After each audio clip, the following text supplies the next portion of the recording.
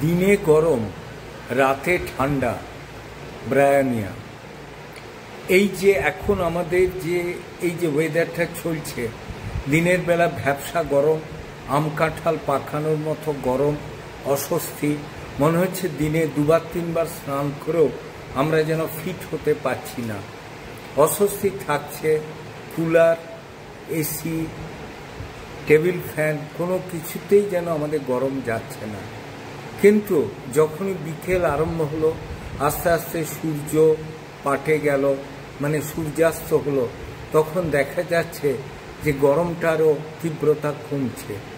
আস্তে আস্তে এত ভালো লাগছে, হাওয়া দিচ্ছে, গরম ভাবটা কেটে যাচ্ছে, ক্লান্তির আমেজ আসছে, ঘুম পাচ্ছে। যদি দেখা যায় এইরকম লক্ষণ, দিনে অত্যধিক গরম রাতে ঠান্ডা, সেক্ষেত্রে কিন্তু ব্রায়োনিয়া।